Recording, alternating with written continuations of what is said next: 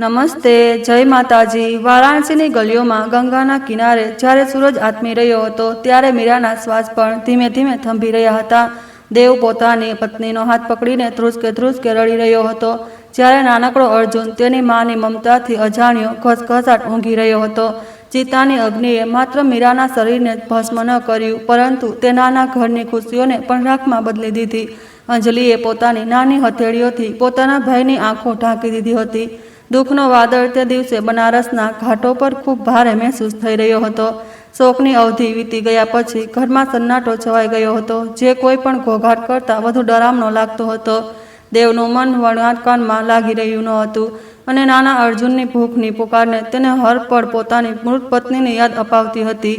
મહોલ્લાના વડીલો અને સંબંધીઓએ દેવ પર દબાણ કરવાનું શરૂ કર્યું કે તેણે બાળકોની ખાતર ફરીથી લગ્ન કરી લેવા જોઈએ। તેમનો તર્ક હતો કે એક નાના બાળકને ઉછેરવા માટે માની મમતા કોઈ વિકલ્પ નથી। અંજલિ ભવિષ્ય પ્રત્યે ખૂબ જ શંકાશીલ હતી। કવિતાનું આ ઘરમાં પ્રવેશ એક નવી આશાનું કિરણ જેવું લાગતું હતું। ઓછામાં ઓછું દેવ માટે તો એવું જ હતું। તે એક સાધારણ પરિવારમાંથી આવી હતી, અને શરૂઆતમાં તેણે પોતાની સ્મિતથી સૌનું દિલ જીતવાની કોશિશ પણ કરી હતી। ગામના રીત રિવાજો અનુસાર એક ભવ્ય લગ્ન સમારોહનું આયોજન કરવામાં આવ્યું હતું, જેમાં સંગીત અને રંગોની ભરમાર હતી। દેવને લાગ્યું કે કદાચ હવે તેના બાળકોને ફરીથી તે પ્રેમ મળી શકશે જે મીરાના ગયા પછી ક્યાંક ખોવાઈ ગયો હતો। તેણે કવિતા પર ભરોસો પૂરો કર્યો। લગ્નના થોડા જ અઠવાડિયા પછી કવિતાના વર્તનમાં એક અસૂક્ષ્મ પરિવર્તન આવવા લાગ્યું, જે ફક્ત અંજલિ જ મહેસૂસ કરી શકતી હતી। જ્યારે દેવ કામ પર બહાર જતો ત્યારે કવિતાના ચહેરાની કોમળતા ગાયબ થઈ જતી, અને તેની આંખોમાં એક વિચિત્ર કડવાશ તરવા લાગતી હતી। તે અર્જુનની જરૂરિયાતો પૂરી કરવામાં આળસ બતાવવા લાગી હતી, અને ઘણીવાર તેને ઘોડિયામાં રડતો છોડી દેતી હતી। અંજલિએ ઘણીવાર તેને ચૂપ કરાવવાની કોશિશ કરી, પરંતુ કવિતા તેને ખીજાઈને રસોડામાંથી બહાર કાઢી મૂકતી હતી। ઘરમાં ડર વધવા લાગ્યો હતો। દેવને પોતાના પરિવારનું પેટ ભરવા માટે શહેરથી દૂર રેશમના મોટા વેપારી કેન્દ્રોની યાત્રા કરવી પડતી હતી। બનારસની સાડીઓની માંગ ખૂબ હતી, અને એક કુશળ વણકાર હોવાને નાતે તેને લાંબા સમય સુધી ઘરથી બહાર રહેવું પડતું હતું। નીકળતી વખતે તેણે કવિતાના હાથ થામ્યા અને ભીની આંખોથી પોતાના બાળકોનું ધ્યાન રાખવા વિનંતી કરી। તેણે પોતાની બધી કમાણી કવિતાને સોંપી દીધી, જેથી બાળકોને પણ કોઈ વસ્તુની કમી ન થાય। તેને શું ખબર હતી કે તે બાળકોને શેરનીના હવાલે કરી રહ્યો હતો। જેવી દેવની છાયા ઘરની દહેલીજ પર ઓઝલ થઈ જતી, કવિતાના ચહેરા પર એક કુટિલ મુસ્કાન છવાઈ ગઈ। તેને આ વાતથી નફરત હતી કે દેવની મહેનતની કમાણીનો મોટો ભાગ આ બાળકોના પાલન પોષણ પર ખર્ચ થઈ રહ્યો હતો। તે પોતાને આ ઘરની રાણી તરીકે જોતી હતી, નહીં કે એક આયાની રૂપમાં। અર્જુન, જે હજી ફક્ત 1 વર્ષનો હતો, પોતાની નવી માની નજરોમાં છુપાયેલી તૃણાને સમજી શકતો ન હતો। તે ફક્ત પોતાની નાની આંગળીઓથી તેને સ્પર્શ કરવાની કોશિશ કરતો રહેતો હતો। કવિતાના મનમાં ઈર્ષાની આગ ભડકી રહી હતી, કારણ કે ઘરનો દરેક ખૂણો મીરાની યાદ અપાવતો હતો। તેને લાગતું હતું કે દેવના દિલમાં હજી પણ તેની મૃત પત્નીનો જ વાસ છે, અને આ બાળકો તે પ્રેમના જીવંત પ્રમાણ છે। તેણે ધીમે ધીમે ઘરની વ્યવસ્થાઓ પર કબજો કરી લીધો, અને અંજલિએ નાના નાના કામોમાં ઉલઝાવી રાખી। અર્જુનના દૂધના ભાગમાં પાણી ભેળવવામાં આવતું હતું, જ્યારે કવિતા પોતે મલાઈદાર દૂધનો આનંદ લેતી હતી। આ અત્યાચાર હજી શરૂઆતના તબક્કામાં હતો, પરંતુ તેના પરિણામો ભયાનક થવાના હતા। અંજલિએ જોયું કે તેના નાના ભાઈનો ચહેરો પીળો પડવા લાગ્યો છે, અને તેની હાંસી ઓછી થતી જઈ રહી છે। તે રાતભર અર્જુનને પોતાના ખોળામાં લઈને સહલાવતી રહેતી હતી, જેથી તેનો ભૂખનો અહેસાસ ઓછો થાય। જ્યારે પણ તેણે કવિતા પાસે વધુ દૂધ માંગ્યું, તેની થપ્પડ કે તીખી ઝીડકી સિવાય કંઈ મળ્યું નહીં। ઘરની શાંતિ હવે એક ભારે બોજ બની ગઈ હતી, જે બાળકોના માસૂમ ખભાને કચડી રહી હતી। અંજલિએ સમજાતું નહોતું કે તે પોતાના પિતાને આ બધું કેવી રીતે જણાવી શકશે। બનારસની તપતી બપોરે જ્યારે સૂરજ આગ ઓગતો હતો, અર્જુન તરસ અને ભૂખથી તડપી રહ્યો હતો। કવિતા આંગણામાં બેસીને આરામ કરી રહી હતી, અને તેણે બાળકની સિસકારીઓ પર ધ્યાન ન આપ્યું। અંજલિએ હિંમત ભેગી કરીને રસોડામાંથી દૂધનો કટોરો ઉઠાવવાની કોશિશ કરી, પરંતુ કવિતાએ તેને હાથોથી પકડી લીધો। તેણે અંજલિના વાળ પકડીને તેણે જમીન પર પટકી દીધી, અને ચીસ પાડીને કહ્યું કે આ ઘરમાં તેની પરવાનગી વિના પાંદડું પણ નહીં હલે। તે દિવસે અંજલિએ પોતાની લાચારીનો અહેસાસ થયો। એક સાંજે જ્યારે પાડોશની મહિલાઓ કૂવા પર પાણી ભરવા આવી હતી, કવિતાએ પોતાની ચતુરાઈથી તેમને વિશ્વાસ અપાવ્યો કે તે બાળકોની ખૂબ સેવા કરી રહી છે. તેણે જૂઠું કહ્યું કે અર્જુન બીમાર છે અને તે દિવસ રાત તેની સેવામાં લાગેલી રહે છે. લોકો તેની પ્રશંસા કરવા લાગ્યા અને દેવના નસીબની સરાહના કરવા લાગ્યા કે તેને આટલી મમતામય પત્ની મળી છે. સમાજની નજરોમાં તે એક આદર્શ માં હતી, પરંતુ ઘરની 4 દિવાલો પાછળ તે એક નિર્દય શાસક જેવું વર્તન કરી રહી હતી. દેવના પત્રોમાં હંમેશા બાળકોની કુશળતા વિશે સવાલ થતા હતા, જેવો જવાબ કવિતા પોતે લખતી હતી. તે જાણતી જણાવતી કે અર્જુન હવે ચાલવા લાગ્યો છે અને અંજલિ ખૂબ ખુશ છે. દેવ આ શબ્દો વાંચીને દૂર શહેરમાં શાંતિનો શ્વાસ લેતો અને બમણા ઉત્સાહ સાથે કામ કરતો. તેને અંદાજ પણ ન હતો કે તેના માસૂમ બાળકો દરેક વીતતા દિવસ સાથે મોતની નજીક ધકેલવામાં આવી રહ્યા હતા. પૈસાની લાલચ અને સત્તાની ભૂખે કવિતાની આંખો પર પટ્ટી બાંધી દીધી હતી. અંજલિએ ગુપ્ત રીતે પડોશના મંદિરમાં જઈને પ્રાર્થના કરવાનું શરૂ કરી દીધું કે તેના પિતા જલ્દી ઘરે પાછા ફરે. તેનો વિશ્વાસ હતો કે ફક્ત તે જ તેમને આ નરકમાંથી બચાવી શકે છે. દરરોજ સવારે તે ગંગાના ઘાટ પર જઈને ભગવાન શિવ પાસે પોતાના ભાઈના લાંબા આયુષ્યની ભીખ માંગતી હતી. પરંતુ કિસ્મતને કંઈક બીજું જ મંજૂર હતું અને મુશ્કેલીઓ ઓછી થવાના બદલે વધતી જઈ રહી હતી. કવિતાએ હવે અર્જુનને બહાર લઈ જવા પર પ્રતિબંધ લગાવી દીધો હતો, જેથી કોઈ તેની હાલત ન જોઈ શકે. ઠંડી રાતોમાં જ્યારે તાપમાન ખૂબ ઓછું થઈ જતું હતું, અર્જુન પાસે પૂરતા ગરમ કપડાં પણ નહોતા. કવિતાએ મીરાની છોડેલી જૂની સાડીઓ અને ધાબળા સંદૂકમાં બંધ કરી દીધા હતા. તે કહેતી હતી કે બાળકોને કઠોર પરિસ્થિતિઓમાં પડવા જોઈએ, જેથી તેઓ મજબૂર બની શકે. માસૂમ અર્જુન ઠંડીથી ધ્રુજતો રહેતો અને અંજલિ ફાટેલી ચાદરમાં તેને લપેટવાની કોશિશ કરતી હતી. તેમની રાતોની ઊંઘ હવે ડરના ઓથાર હેઠળ વીતતી હતી. જ્યારે કવિતા પોતાની રજાઈમાં ગાઢ શાંતિથી દૂર સૂતી હતી, સમય વીતતો ગયો અને દેવની વાપસીની તારીખો આગળ વધતી ગઈ, કારણ કે વેપારમાં કેટલીક સમસ્યાઓ આવી ગઈ હતી. આ કવિતા માટે એક સુવર્ણ અવસર હતો કે તે પોતાની યોજનાને પૂરી રીતે અંજામ આપી શકે. તેણે ઘરના જૂના નોકરોને પણ ધીમે ધીમે કાઢી મૂક્યા, જેથી તેની હરકતો પર નજર રાખનારું કોઈ ન રહે. હવે તે ઘર સંપૂર્ણપણે તેનું હતું અને ત્યાં ફક્ત તેની મરજી ચાલતી હતી. અંજલિ અને અર્જુન માટે તે ઘર હવે એક સુંદર જેલ બની ચૂક્યું હતું, જ્યાંથી કોઈ રસ્તો નહોતો. એક દિવસ ગામના એક પંડિતજીએ ઘેર આવીને બાળકોને જોયા અને તેમને અર્જુનની હાલત પર કંઈક શંકા થઈ. તેમણે કવિતાને કહ્યું કે બાળકની આંખો ઘસી ગયેલી છે અને તેને યોગ્ય પોષણની જરૂરિયાત છે. કવિતાએ મોટી ચાલાકીથી વાતને ફેરવી દીધી અને કહ્યું કે અર્જુનને ખરાબ નજર લાગી ગઈ છે અને તે તેનો ઈલાજ કરાવી રહી છે.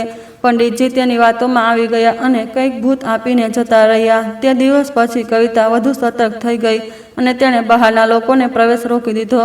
અંજલિ હવે મોટી થઈ રહી હતી અને તેના ભીતર વિદ્રોહની જ્વાળા સળગી રહી હતી, પરંતુ તે ડરતી હતી કે તેના કોઈ પણ પગલાંનું ખામિયાજા અર્જુનને ભોગવવું પડશે. તે રસોડાની બારીમાંથી જોતી હતી કે કેવી રીતે કવિતા તાજા દૂધને બિલાડીઓને પીવડાવી દેતી હતી, પરંતુ અર્જુનને એક ટીપું આપવા માટે તેને ખૂબ દુઃખ થતું હતું. આ ક્રૂરતાની ચરમસીમા હતી, જે કોઈ પણ ઇન્સાનના આ દિલને હચમચાવી શકે છે. પરંતુ કવિતાનું દિલ પથ્થરનું થઈ ચૂક્યું હતું, જેમાં મમતા માટે કોઈ સ્થાન બચ્યું ન હતું. ઘરના પાછળના બગીચામાં એક નાનકડો તુલસીનો છોડ હતો, જેની પાસે બેસીને અંજલિ અવારનવાર પોતાની માને યાદ કરતી હતી. તેને મહેસૂસ થતું હતું કે મીરાની આત્મા હજી પણ ક્યાંક આસપાસ છે અને તેમને જોઈ રહી છે. તે હવાઓની ચળચળાહટમાં પોતાની માનો અવાજ સાંભળવાની કોશિશ કરતી હતી. ધીરજ રાખ દીકરી, દરેક અંધેરી રાત પછી સવાર થાય છે. તેનું એવું લાગતું જાણે તેની માં કહી રહી હોય. આ ખ્યાલોએ તેને જીવંત રહેવા માટે પોતાના ભાઈની રક્ષા કરવાની માનસિક શક્તિ પ્રદાન કરી રહી હતી. કવિતાએ હવે બાળકોને ખાવાનું આપવાનો સમય પણ બદલી દીધો હતો અને તેમને દિવસમાં ફક્ત એકવાર સૂકી રોટલી આપવામાં આવતી હતી. અર્જુનની ભૂખ હવે તેની સહનશક્તિથી બહાર થતી જઈ રહી હતી અને તે આખો દિવસ રસી શકતી રહેતો હતો. તેની સિસકારીઓ કવિતાને શાંતિ આપતી હતી, કારણ કે તેનાથી તેને પોતાની શક્તિનો અહેસાસ થતો હતો. તે અવારનવાર અંજલિની સામે સ્વાદિષ્ટ પકવાન બનાવતી અને તેને ચીડવતી હતી. ભૂખ અને અપમાનનો આ મેલ બાળકોના માનસિક સ્વાસ્થ્ય પર ગહેરો પ્રભાવ પાડી રહ્યો હતો અને તે ગમગીન રહેવા લાગ્યા હતા. કાશીની ગલીઓમાં હવે ઉત્સવનો માહોલ હતો, કારણ કે દીપાવલી નજીક આવી રહી હતી, પરંતુ આ ઘરમાં ફક્ત અંધારું હતું. કવિતાએ પોતાના માટે મોંઘા ઘરેણાં અને રેશમી સાડીઓ મંગાવી હતી, જ્યારે બાળકો પાસે પહેરવા માટે સ્વચ્છ કપડાં પણ નહોતા. તેણે અંજલિને કહ્યું કે તે ઘરની સફાઈ કરે અને ઉત્સવની તૈયારી કરે, પરંતુ અર્જુનની દેખભાળ માટે કોઈ સમય ન આપે. આ એક ક્રૂર વિડંબના હતી કે જે શહેરના રોશનીનો તહેવાર મનાવવામાં આવી રહ્યો હતો, ત્યાં જ માસૂમ જિંદગીઓ બુઝાઈ રહી હતી. અંજલિએ ફેંસલો કર્યો કે તે હવે ચૂપ નહીં બેસે અને મોકો મળતા શહેર જનારા એક ડાકિયાને પત્ર લખશે. તેણે કોલસાના ટુકડાથી એક ફાટેલા કાગળ પર પોતાના પિતાના નામે એક સંદેશ લખ્યો. તેમાં તેને રડતા રડતા પોતાની અને અર્જુનની આપવીતી જણાવી અને તેમને તરત ઘરે પાછા ફરવાની વિનંતી કરી. તેણે ખૂબ જ સાવધાનીથી તે કાગળ પોતાના ફાટેલા ખિસ્સામાં છુપાવી દીધો અને યોગ્ય સમયની રાહ જોવા લાગી. તેને ખબર હતી કે આ તેનો છેલ્લો દાવ છે અને જો તે પકડાઈ ગઈ તો પરિણામ ખરાબ થશે. તે રાત ચાંદ ખૂબ ઝાંખો લાગી રહ્યો હતો અને હવામાં એક વિચિત્ર ખામોશી છવાયેલી હતી. અર્જુનને ખૂબ તેજ તાવ આવ્યો હતો અને તે વારંવાર પાણી માંગી રહ્યો હતો, પરંતુ કવિતાએ તેને આપવાની ના પાડી દીધી. તેણે અંજલિને ખીજાઈને સુવડાવી દીધી અને પોતે પોતાના રૂમમાં જઈને દરવાજો બંધ કરી લીધો. અંજલિ અંધારામાં પોતાના ભાઈનો હાથ પકડીને બેસી રહી હતી અને તેને લાગ્યું કે કદાચ આજની રાત તેમના માટે ખૂબ લાંબી થવાની છે. તેણે મહેસૂસ કર્યું કે પ્રકૃતિ પણ તેમના દુઃખમાં પૂરી રીતે સહભાગી થઈ રહી છે. અધ્યાયના અંતમાં અંજલિએ મહેસૂસ કર્યું કે તેની હિંમત જવાબ આપી રહી છે, પરંતુ ત્યારે જ તેને દૂરથી ગંગાની લહેરોનો અવાજ સંભળાયો. તેને યાદ આવ્યું કે તેના પિતા હંમેશા કહેતા હતા કે ગંગામાં સૌની રક્ષા કરે છે. તેણે સંકલ્પ લીધો કે તે પોતાના ભાઈને મરવા નહીં દે, ભલે તેના માટે તેને કંઈ પણ કરવું પડે. કવિતાની ક્રૂરતાને તેને એક યોદ્ધા બનાવી લીધી હતી. હવે તે ફક્ત એક ગભરાયેલી બાળકી ન હતી, પરંતુ પોતાના ભાઈની રક્ષક બનવા માટે તૈયાર અને સાહસિક બહેન હતી. જ્યારે દેવના જવાની ધૂળ ગલીઓમાં શાંત થઈ તો કવિતાનો અસલી ચહેરો સામે આવ્યો. તે હવે તે પ્યારી દુલ્હન નહોતી રહી જેણે ઘરમાં પગ મૂકતા જ સૌના પગ સ્પર્શ્યા હતા. તે મીઠી અવાજ હવે કર્કશ આદેશોમાં બદલાઈ ગઈ હતી અને તેને સ્મિતની જગ્યાએ એક ઠંડી તૃણાએ લઈ લીધી હતી. ઘરનું વાતાવરણ અચાનક ભારે થઈ ગયું અને અંજલિએ મહેસૂસ કર્યું કે તેની દુનિયાનો રંગ બદલાઈ રહ્યો છે. કવિતાએ સૌથી પહેલાં મીરાની તસવીરોને હટાવીને સ્ટોરરૂમમાં ફેંકી દીધી. તે ઈચ્છતી હતી કે ઘરમાંથી જૂની યાદો પૂરી રીતે મટી જાય અને ફક્ત તેનું શાસન ચાલે. રસોડામાંથી આવતી ખુશ્બુ હવે બાળકો માટે એક સજા જેવી હતી. કવિતા પોતાના માટે શુદ્ધ ઘીના પરાઠા અને મલાઈદાર દહીં બનાવતી હતી, જ્યારે અંજલિ અને અર્જુનને વાસી રોટલીઓ અને પાતળી પાણી જેવી દાળ આપવામાં આવતી હતી. જ્યારે અર્જુન ભૂખથી રડતો તો કવિતા તેને પ્રેમથી ચૂપ કરવાના બદલે ઝીડકી દેતી હતી. તેણે અંજલિને સખત નિર્દેશ આપ્યા હતા કે તે અર્જુનને વધુ દૂધ ન આપે, કારણ કે તે મોંઘું આવે છે. માસૂમ બાળકોની ભૂખ હવે તે ઘરની દિવાલોમાં કેદ થઈને રહી ગઈ હતી, જેને ક્યારેક ખુશાલીનું કેન્દ્ર માનવામાં આવતું હતું. અર્જુનની શારીરિક સ્થિતિ દિવસે ને દિવસે બગડવા લાગી હતી. તેના તે ગળમોટોડ ગાલ હવે ઘસવા લાગ્યા હતા અને તેની આંખોની ચમક ક્યાંક ખોવાઈ ગઈ હતી. તે હવે વધુ રમતો ન હતો, પરંતુ બસ તેને એક ખૂણામાં બેઠો રહેતો હતો. કવિતા તેને એક બોજની જેમ જોતી હતી, જે તેની આઝાદી અને વિલાસિતાની વચ્ચે આવી રહ્યો હતો. તેણે ઘરની બધા પૌષ્ટિક ફળ અને મેવા પોતાના રૂમમાં છુપાવી દીધા હતા. અંજલિ પણ પોતાના ભાઈ માટે કંઈક ચોરી કરવાની કોશિશ કરતી, પરંતુ કવિતા તેને પકડી લેતી અને બેરહેમીથી તેને પીટાઈ કરી દેતી હતી. કવિતાનું વર્તન અંજલિ પ્રત્યે પણ ખૂબ ક્રૂર થઈ ગયું હતું. 10 વર્ષની નાનકડી બાળકીને તેણે ઘરની નોકરાણી બનાવી દીધી હતી. સવારે સૂરજ નીકળતા પહેલા અંજલિને ઉઠીને આંગણું સાફ કરવું પડતું હતું અને ભારે વાસણો ધોવા પડતા હતા. કવિતા સોફા પર બેસીને ચાની ચૂસકીઓ લેતી અને અંજલિની ભૂલો પર તેણે તાણા મારતી રહેતી હતી. તેને આ વાતનો જરા પણ અફસોસ ન હતો કે તે એક નાની બાળકીનું બાળપણ છીનવી રહી છે. તેના માટે આ બાળકો ફક્ત મીરાના અંશ હતા, જેમની સાથે તેને નફરત હતી. પાડોશીઓની સામે કવિતા એક અલગ જ નાટક કરતી હતી. જ્યારે પણ કોઈ ઘેર આવતું, તે અર્જુનને ખોળામાં લઈને દુલાર કરવાનો ઢોંગ કરતી. તે લોકોને કહેતી કે દેવના ગયા પછી તે ખૂબ એકલી પડી ગઈ છે, પરંતુ બાળકોની ખાતર બધું સહી રહી છે. તેની બનાવટી વાતો પર લોકો વિશ્વાસ કરી લેતા અને તેને એક મહાન સ્ત્રી સમજવા લાગતા. જેવું મહેમાન જતા, તે અર્જુનને જમીન પર પટકી દેતી અને પોતાના હાથ ધોઈ લેતી, જેમ તેણે કોઈ ગંદકીને સ્પર્શ કર્યો હોય. તેની આ બેવડી જિંદગી ખૂબ જ ડરામણી હતી. એક બપોરે જ્યારે બનારસની ગરમી પોતાના ચરમસીમા પર હતી, અંજલિએ જોયું કે કવિતા પોતાના મોઢે ઠંડી લસ્સી બનાવી રહી હતી. અર્જુન જમીન પર બેઠે ઢસડતો તેની પાસે ગયો અને પોતાની તોતડી અવાજમાં દૂધ માંગ્યું. કવિતાએ લસ્સીનો ગ્લાસ પોતાના હોઠથી લગાવ્યો અને જાણી જોઈને તેને અર્જુનની સામે ધીમે ધીમે પીવા લાગી. જ્યારે ગ્લાસ ખાલી થઈ ગયો તો તેણે બચેલો થોડોક ભાગ જમીન પર ઢોળી દીધો, પરંતુ અર્જુનને ન આપ્યો. અંજલિ આ બધું બારીમાંથી જોઈ રહી હતી અને તેની આંખોમાં લોહી ઉતરી આવ્યું હતું. કવિતાના મનમાં આ ક્રૂરતાની પાછળ એક ગહેરી અસુરક્ષા છુપાયેલી હતી. તેને ડર હતો કે જો આ બાળકો સ્વસ્થ અને ખુશ રહ્યા તો દેવનું બધું ધ્યાન અને સંપત્તિ આજ લોકો પાસે રહેશે. તે ઈચ્છતી હતી કે તેની પોતાની સંતાન હોય જે આ ઘરમાં વારસ બને. તેથી તેણે ધીમે ધીમે અર્જુનને કમજોર કરવાનું શરૂ કરી દીધું, જેથી તે બીમારીઓનો શિકાર થઈ જાય. તે જાણતી હતી કે દેવના પાછા ફરવામાં હજી ઘણો સમય છે અને ત્યાં સુધીમાં તે પોતાની જડોએ આ ઘરમાંથી મજબૂતીથી જમાવી ચૂકી હશે. અંજલિએ એક દિવસ હિંમત કરીને કવિતાને કહ્યું કે તે પિતાજીને પત્ર લખીને બધું જણાવી દેશે. આ વાત પર કવિતા એટલી ભડકી ગઈ કે તેણે અંજલિનો હાથ સળગાતા ચૂલાની પાસે લઈને જઈને તેને ડરાવી. તેણે ધમકી આપી કે જો એક પણ શબ્દ ઘરમાંથી બહાર ગયો તો તે અર્જુનને ઘરમાંથી કાઢી મૂકશે. ડરના માર્યા અંજલિ કાપવા લાગી અને તેણે ચૂપ રહેવાનો ફેસલો કર્યો. તે દિવસ પછી અંજલિએ સમજી લીધું કે તેને ચૂપચાપ સહન કરવું પડશે અને સાચા સમયની રાહ જોવી પડશે. ઘરનો જે ઓરડો ક્યારેક મીરાની હસીથી ગુંજતો હતો, હવે ત્યાં ફક્ત સન્નાટો અને સિસકારીઓ હતી. કવિતાએ તે રૂમ પર તાળું લગાવી દીધું અને બધો સામાન કબાડમાં વેચી દીધો હતો. તે મીરાની દરેક નિશાનીને મિટાવી દેવા ઈચ્છતી હતી, જેથી દેવ જ્યારે પાછો ફરે તો તેને ફક્ત કવિતાનું જ અસ્તિત્વ નજર આવે. તેને ઘરની સજાવટમાં મદદી દીધી હતી, પોતાના પસંદના મોંઘા પડદા લગાવ્યા. દેવ દ્વારા મોકલેલા પૈસાનો ઉપયોગ તે પોતાના ઘરેણાં ખરીદવામાં કરી રહી હતી. જ્યારે અર્જુન પાસે કપડાં નહોતા, અર્જુનની ભૂખ હવે એક દર્દનાક સ્તર પર પહોંચી ગઈ હતી. તે માટીના કણ અને સૂકા પાંદડા ખાવાની કોશિશ કરતો હતો. જ્યારે અંજલિ તેને આવું કરતા જોતી તો તેનું કાળજું ફાટી જતું. તે ચોરી છુપે પાડોશના ઘરોમાંથી બચેલું ખાવાનું માગીને લાવતી અને અર્જુનને ખવડાવતી. પરંતુ કવિતાએ જલ્દી જ આ પણ પકડી લીધું અને અંજલિને ઘરથી બહાર નીકળવા પર પાબંદી લગાવી દીધી. હવે તે બંને તે મોટા ઘરમાં પૂરી રીતે કેદ હતા, જ્યાં મમતાનું નામ નિશાન નહોતું બચ્યું. કવિતાની સહેલીઓ અવારનવાર ઘેર આવતી અને તેઓ કલાકો સુધી બેસીને બીજાની બુરાઈ કરતી. તે મહેફિલોમાં કવિતા પોતાના ત્યાગની ખોટી કહાનીઓ સંભળાવતી. એને જણાવતી કે કેવી રીતે તે સાવકા બાળકોને પાડવામાં પોતાની જવાની ખપાવી રહી છે. તેની સહેલીઓ તેની પ્રશંસા કરતી અને તેને સાક્ષાત દેવી કહેતી. આ દરમિયાન બીજા રૂમમાં અર્જુન ભૂખથી તડપી રહ્યો હતો. કવિતાનો અહંકાર આ તારીફોથી વધુ વધી જતો અને તે પોતાની ક્રૂરતાને ન્યાયસંગત માનવા લાગતી હતી. તેના મનમાં ઈશ્વરનો કોઈ ડર ન હતો. અંજલિ દરરોજ રાત પોતાની માની યાદમાં રડતી હતી. તેને યાદ આવ્યું કે કેવી રીતે મીરા તેને પોતાની સીનેથી લગાવીને હાલરડા સંભળાવતી હતી. તે વિચારતી હતી કે શું તેની માં ઉપરથી આ બધું જોઈ રહી હશે? શું તે ભગવાનને તેમની મદદ કરવા માટે નહીં કહેશે? આ સવાલો તે નાનકડી બાળકીને માનસિક રીતે થકાવી રહ્યા હતા. તેમ છતાં જ્યારે તે અર્જુનનો માસૂમ ચહેરો જોતી તો તેનો બધો થાક ગાયબ થઈ જતો. તે જાણતી હતી કે તેને અર્જુન માટે જીવંત રહેવું છે અને મજબૂત બનવું છે. બનારસના ઘાટો પર થનારી સાંજની આરતીનો અવાજ ઘેર સુધી આવતો હતો.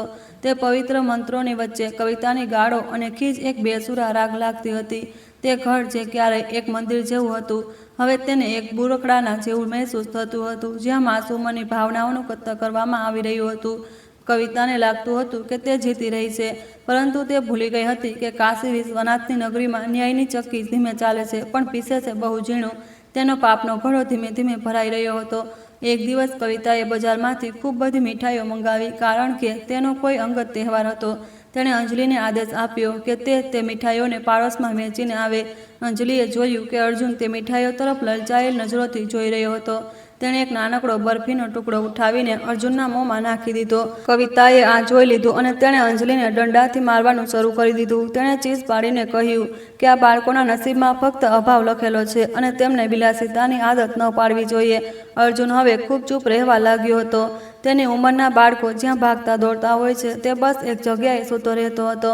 તેની આંખોની નીચે કાળા કુંડાળા પડી ગયા હતા અને તેના વાળ સૂકા અને બેજાન થઈ ગયા હતા.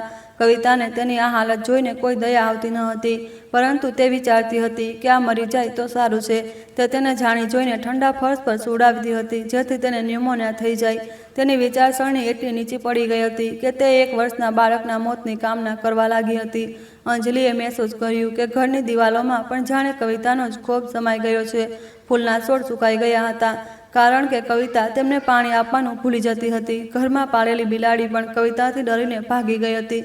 ફક્ત અંજલિ અને અર્જુન જ હતા, જે પોતાની મજબૂરીના કારણે ત્યાં ટકેલા હતા. અંજલિ હવે પત્ર લખવાની યોજનાને અંતિમ રૂપ આપી રહી હતી. તેણે વિચાર્યું કે જો પિતાજી ન આવ્યા તો તે અર્જુનને લઈને ઘરમાંથી ભાગી જશે અને ગંગા કિનારે કોઈ આશ્રમમાં શરણ લઈ લેશે. દેવ દ્વારા મોકલેલા પત્રોનો ઢગલો કવિતા પાસે હતો, જેમાં તેણે વારંવાર બાળકોના ફોટો મોકલવા કહ્યું હતું. કવિતાએ મોટી ચાલાકીથી જૂની તસવીરો નવી જણાવીને મોકલી દીધી હતી. દેવ તે તસવીરો જોઈને ખુશ થતો રહ્યો હતો કે તેના બાળકો સ્વસ્થ છે. કવિતાની આ જાળસાજી એટલી સચોટ હતી કે દૂર બેઠેલો પિતા ક્યારેય સત્યનો અંદાજ લગાવી ન શક્યો હતો. તેને લાગતું હતું કે તેણે પોતાની ગૃહસ્થીને સુરક્ષિત હાથોમાં છોડી દીધી છે. તે શું જાણતો હતો કે તેની પાછળ તેનું ઘર એક નરક બની ચૂક્યું છે.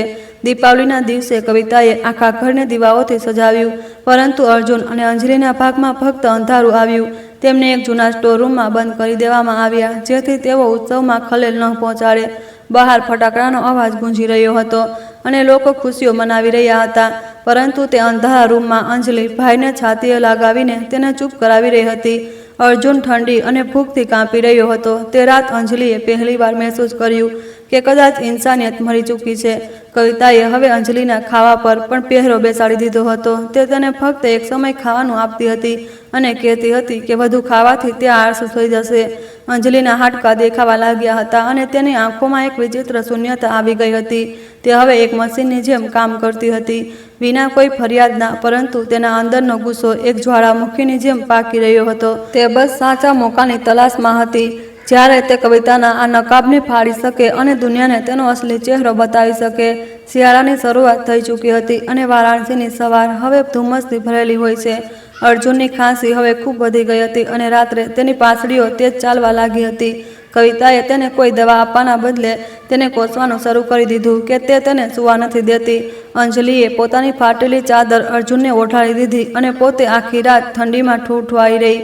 આ અધ્યાયના અંત સુધી સ્થિતિ એટલી ગંભીર થઈ ગઈ હતી કે કોઈ મોટો ચમત્કાર વિના અર્જુનનું બચવું મુશ્કેલ લાગી રહ્યું હતું.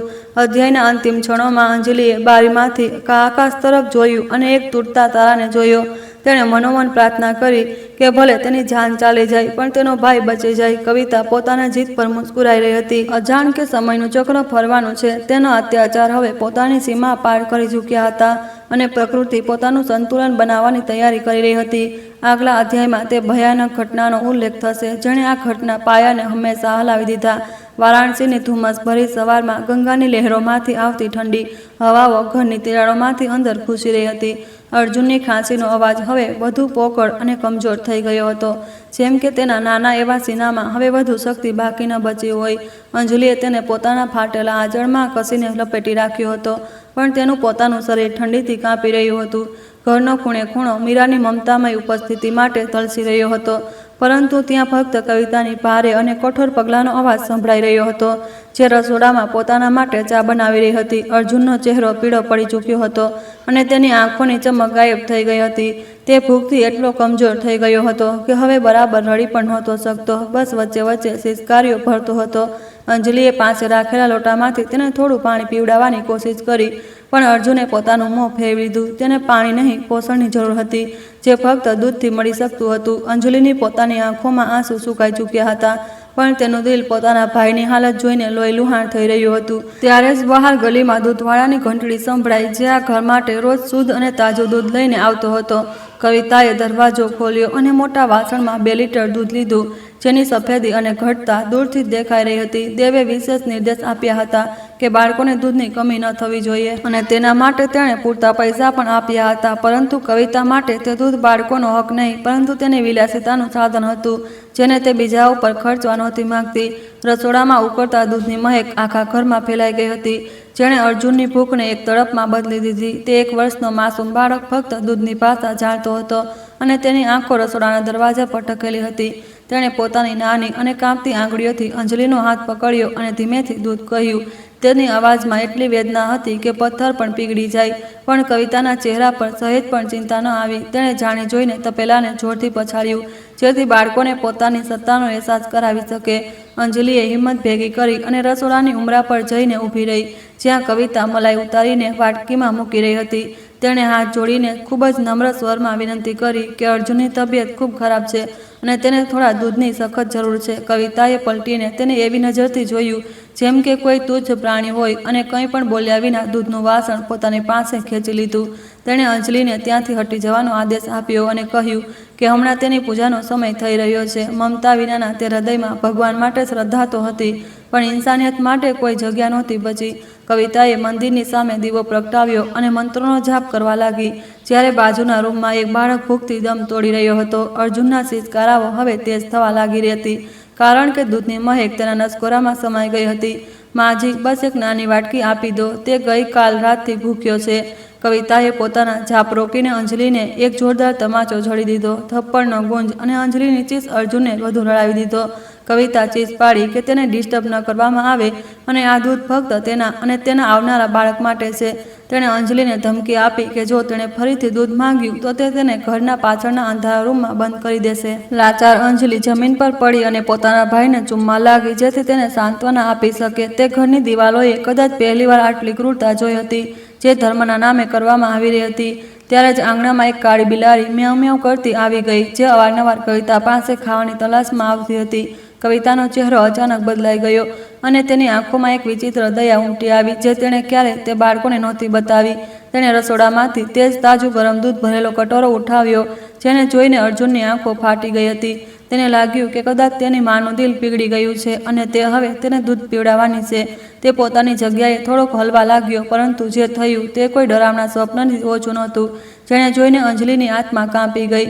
કવિતાએ તે દૂધ અર્જુનને આપવાના બદલે ધીમેથી જમીન પર રાખ્યું અને પ્રેમથી તે બિલાડીને બોલાવવા લાગી.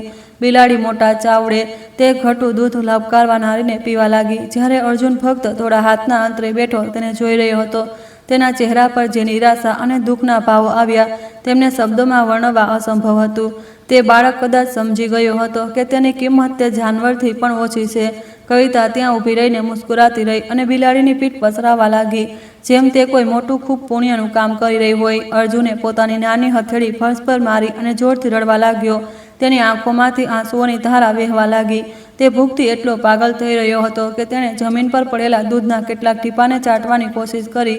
આ જોઈને કવિતાએ તેને પગથી પાછળ ધકેલી દીધો અને તેને ગંદુ બાળક કહીને અપમાનિત કર્યો. અંજલિ દોડીને પોતાના ભાઈને પોતાની ગોદમાં ઉઠાવી લીધો. તમે ઇન્સાન નહીં, રાક્ષસ છો. અંજલિના મોઢામાંથી આ શબ્દો અનાયાસ જ નીકળી ગયા જેને સાંભળીને કવિતાનો ગુસ્સો સાતમા આસમાને પહોંચી ગયો. તેણે અંજલિને વાળ પકડીને ઢસડી અને તેને રસોડાની બહાર ફેંકી દીધી જેનાથી અંજલિના ઘૂંટણમાં ઈજા થઈ. બિલાડી પોતાનું પેટ ભરીને ત્યાંથી ચાલી ગઈ પરંતુ દૂધની વાટકીમાં હજી પણ કેટલાક ટીપા બચ્યા હતા. કવિતાએ બચેલા ટીપાને પણ નાળીમાં વહાવી દીધા જેથી અર્જુનને એક કતરો પણ ન મળી શકે. આ પૂર્ણ હૃદયહીનતાનું પ્રદર્શન હતું. તે બપોરે આખા ઘરમાં ફક્ત માતમ જેવો સન્નાટો છવાયેલો રહ્યો સિવાય અર્જુનની કમજોર થતી અવાજ. સિવાય અંજલિએ બારીની બહાર જોયું જ્યાં બનારસની ગલીઓ ચહલ પહલથી ભરેલી હતી પણ તેમના માટે કોઈ રસ્તો નજર આવી રહ્યો ન હતો. તેણે વિચાર્યું કે તેના પિતાએ કયા ભરોસા પર આ સ્ત્રીને તેની માં બનાવી હતી. શું લોહીના સંબંધનો હોવો કોઈને એટલો આંધળો બનાવી શકે છે કે તે એક વર્ષના બાળકને તડપાવે? તેના મનમાં હવે કવિતા પ્રત્યે ફક્ત નફરત અને બદલાની ભાવનાઓ જ બાકી બચી હતી. શાંત થતાં થતાં અર્જુનનું હૃદય ઠંડુ પડવા લાગ્યું હતું અને તેના શ્વાસ અનિયમિત થઈ ગયા હતા. અંજલિ ડરી ગઈ કે ક્યાંક તેનો ભાઈ તેને છોડીને ન જતો રહે. જેમ તેની માં ચાલી ગઈ હતી તેણે કવિતાની વિનંતીઓ કરવાનું છોડી દીધું હતું કારણ કે તે જાણતી હતી કે ત્યાંથી ફક્ત તિરસ્કાર જ મળશે. તેણે પોતાના મનમાં એક યોજના બનાવી કે રાત્રે જ્યારે કવિતા સૂઈ જશે ત્યારે તે રસોડામાં જઈને કંઈક ખાવાની તલાશ કરશે. ભૂખે તે નાનકડી બાળકીને ચોરી કરવા પર મજબૂર કરી દીધી હતી. રાતનું અંધારું વારાણસી પર છવાઈ ગયું હતું અને ગંગાની આરતીનો ગુંજ શાંત થઈ ચૂક્યો હતો. કવિતા પોતાના રૂમમાં શાંતિની ઊંઘ સૂઈ રહી હતી બેખબર કે બાજુના રૂમમાં બે માસૂમ જિંદગીઓ મોત સામે ઝઝૂમી રહી છે. અંજલિ દબાતા પગલે રસોડા તરફ વધી. તેનું દિલ જોર જોરથી ધબકી રહ્યું હતું. તેણે સાવધાનીથી વાસણો તપાસ્યા પણ કવિતાએ બધું તાળામાં બંધ કરી રાખ્યું હતું. અહીં સુધી કે ખાંડનો ડબ્બો પણ ગાયબ હતો. અંજલિએ ત્યાં ફક્ત ખાલી વાસણ અને અંધારું મળ્યું જે તેની આશાઓને તોડી રહ્યું હતું. નિરાશામાં ડૂબેલી અંજલિએ ફર્શ પર પડેલી તે જ ખાલી દૂધની વાટકી ઉઠાવી જેને બિલાડીએ ચાંટી હતી. તેણે પોતાના આંખોથી લગાવ્યો અને ધ્રુસકે ધ્રુસકે રડવા લાગી. તેને લાગ્યું કે તે એક નકામી બહેન છે જે પોતાના ભાઈ માટે એક ટીપું દૂધ પણ ભેગું ન કરી શકી. ત્યારે તેને રસોડાના ખૂણામાં રાખેલા એક ઘડામાં થોડુંક છાશ મળી જે કદાચ ખાટી થઈ ચૂકી હતી. તેણે વિચાર્યા વિના તેને એક નાની વાટકીમાં લીધું અને અર્જુન પાસે લઈ ગઈ. તેને ખબર હતી કે આ બરાબર નથી પણ કંઈ ન હોવા કરતાં કંઈક વધુ સારું હતું. જ્યારે તેણે ખાટી છાશ અર્જુનના હોઠોથી લગાવી તો તે બાળકે તેને અમૃત સમજીને પી લીધું પરંતુ થોડી જ વારમાં તેને ઉલટીઓ થવા લાગી અને તેની હાલત વધુ બગડી ગઈ. અંજલિની ચીસ નીકળી ગઈ જેને સાંભળીને કવિતા જાગી ગઈ અને ગુસ્સામાં ત્યાં આવી. તેણે મદદ કરવાના બદલે અંજલિને દોષી ઠેરવી કે તેણે અર્જુનને ઝેર આપવાની કોશિશ કરી. તેણે અંજલિને થપ્પડ માર્યા અને તેને રાતભર માટે આંગણામાં બહાર કાઢી મૂકી જ્યાં ખૂબ ઠંડી પડી રહી હતી. ઠૂંઠવાતી રાતમાં અંજલિ આંગણાના એક ખૂણામાં દુબકીને બેસી ગઈ જ્યારે અર્જુન અંદર કવિતાના કઠોર પહોરમાં સિસકી રહ્યો હતો. અંજલિએ આકાશ તરફ જોઈને પોતાની માં મીરાને પોકારી, માં તું ક્યાં છે? જો તારો અર્જુન મરી રહ્યો છે. તેને લાગ્યું કે ચાંદની રોશનીમાં તેને પોતાની માની છાયા દેખાઈ રહી છે જે તેને ધીરજ બંધાવી રહી હતી. તે અલૌકિક અનુભવે તેને થોડી શાંતિ આપી, પરંતુ વાસ્તવિકતાની કડવાશ હજી પણ તેની સામે ઊભી હતી. તે જાગતી રહી અને પ્રાર્થના કરતી રહી. આગલી સવારે જ્યારે કવિતા ઉઠી તો તેણે જોયું કે અર્જુનનું શરીર તાવથી તપી રહ્યું છે. તે ડરી ગઈ કે જો બાળકને કંઈક થઈ ગયું તો તે દેવને શું જવાબ આપશે. તેણે પહેલીવાર થોડો ડર મહેસૂસ કર્યો, પણ તે મમતાનો નહીં, પરંતુ પોતાની સુરક્ષાનો ડર હતો. તેણે અંજલિને અંદર બોલાવી અને તેને કંઈક દવાઓ લાવવા માટે પૈસા આપ્યા, પરંતુ તેણે સખત ચેતવણી આપી કે તે કોઈને ઘરની સ્થિતિ વિશે નહીં જણાવે. અંજલિ કંઈ પણ બોલ્યા વિના દવા લેવા માટે બજાર તરફ દોડી ગઈ.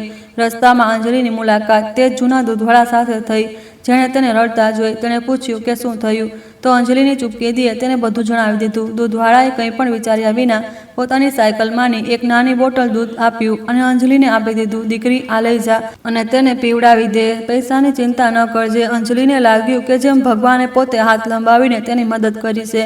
તેણે તે દૂધ પોતાની છાતીથી ચોંટાડી દીધું, જેમ તે કોઈ કિંમતી ખજાનો હોય, અને ઘર તરફ દોડી. જ્યારે તે ઘેર પહોંચી તો કવિતા સોફા પર બેસીને ચા પી રહી હતી. અંજલિએ તેની તરફ જોયા વિના સીધા અર્જુન પાસે જઈને તેને તો દૂધ પીવડાવ્યું. દૂધનો પહેલો ઘૂંટ અંદર જતાં જ અર્જુનની આંખોમાં થોડી હલચલ થઈ. તેણે પોતાની બહેનનો હાથ કસીને પકડી લીધો. કવિતા જ્યારે તે બોટલ જોઈ તો તેણે તેને છીનવવા કોશિશ કરી, પણ અંજલિ આ વખતે પાછળ ન હટી. તેની આંખોમાં એવું તેજ હતું કે કવિતા એક પળ માટે સહેમી ગઈ. તે દિવસે અંજલિએ પોતાની અવાજ અને પોતાનો અધિકાર ઓળખી લીધો હતો. દૂધના તે કટોરાએ અર્જુનને નવી જિંદગી તો ન આપી, પણ મોતને મોઢેથી ખેંચી લાવ્યો. કવિતાને અહેસાસ થઈ ગયો કે હવે આ બાળકોને પૂરી રીતે કચડી નહીં શકે, પરંતુ તેના ભીતરની ઈર્ષા શાંત નહોતી થઈ, બલકે તે વધુ ગહેરી થઈ ગઈ હતી. તેણે મનોમન પ્રતિજ્ઞા લીધી કે દેવના આવતા પહેલાં કંઈક એવું કરશે કે આ બાળકો હંમેશા માટે તેના રસ્તામાંથી હટી જાય. વારાણસીની તે પવિત્ર ભૂમિ હવે એક ભયંકર પારિવારિક યુદ્ધની ગવાહ બનવા જઈ રહી હતી. અધ્યાયના સમાપન પર અર્જુન પોતાની બહેનની ગોદમાં સૂઈ ગયો, પણ તેના શ્વાસ હજી પણ ભારે હતા. અંજલિએ સંકલ્પ લીધો કે તે હવે ચૂપચાપ અત્યાચાર નહીં સહે. તે જાણતી હતી કે તેના પિતાના આવવામાં હજી સમય છે અને ત્યાં સુધી તેને પોતે ઢાલ બનવું પડશે. બીજી તરફ કવિતા પોતાની આગલી ચાલ વિચારી રહી હતી, બેખબર કે તેના કર્મોનો હિસાબ ઉપરવાળો લખી રહ્યો છે. અન્યાયની પરાકાષ્ઠા થઈ ચૂકી હતી. હવે ન્યાયની પ્રગટીકરણનો સમય ધીમે ધીમે નજીક આવી રહ્યો હતો. રાતની કાળી ચાદરે વારાણસીની ગલીઓને પોતાના આઘોષમાં લઈ લીધી હતી અને ગંગાની લહેરોનો શોર હવે વધુ ભયાનક લાગી રહ્યો હતો. અંજલિ પોતાના ભાઈ અર્જુન પાસે બેઠી હતી, જેના શ્વાસ રોક રોક કર ચાલી રહ્યા હતા અને તેનું નાનકડું શરીર તાવની ગરમીથી તપી રહ્યું હતું. તેને નક્કી કર્યું કે તે હવે વધુ રાહ નહીં જુએ, કારણ કે મોત તેના ભાઈના દરવાજા પર દસ્તક આપી રહી હતી. તેણે સાવધાનીથી પોતાના ફાટેલા કુર્તાને ઠીક કર્યો અને દબાતા પગલે રૂમમાંથી બહાર નીકળી. કવિતાના ખોરવાનો અવાજ આંગણામાં ગુંજી રહ્યો હતો, જેથી અંજલિને થોડો હોંસલો મળ્યો કે તે સુરક્ષિત રૂપે બહાર નીકળી શકે છે. તેણે રસોડાની પાછળના નાના દરવાજાને ખૂબ ધીમેથી ખોલ્યો, જેની ચૂલે જંગ લગાવ્યાને કારણે હળવાશથી ઝરમરાઈ તેનું દિલ ધબકીને તેના ગળામાં આવી ગયું હતું, પરંતુ તે અટકી નહીં. ઠંડી હવામાં તેના ચહેરાને સ્પર્શ કર્યો, જેમ તેની મૃતમાં તેને રોકવાની કોશિશ કરી રહી હોય કે કદાચ સાહસ આપી રહી હોય. તે ઘરમાંથી નીકળીને અંધારામાં વિલીન થઈ ગઈ. બનારસની સાંકડી ગલીઓ રાતના સમયે કોઈ ભૂલભુલૈયા જેવી લાગી રહી હતી, જ્યાં પડછાયાઓ દિવાલ પર નાચતી મહેસૂસ થતી હતી. અંજલિના નગ્ન પગ ઠંડા પથ્થરો પર પડી રહ્યા હતા, જેનાથી તેને ચુભન થઈ રહી હતી, પરંતુ તેને પોતાના દર્દ કરતાં વધુ ભાઈની ભૂખની ચિંતા હતી. તે જાણતી હતી કે તેને ક્યાંક ને ક્યાંકથી દૂધનું પ્રબંધ કરવું જ પડશે, નહીં તો અર્જુન સવારનો સૂરજ નહીં જોઈ શકે.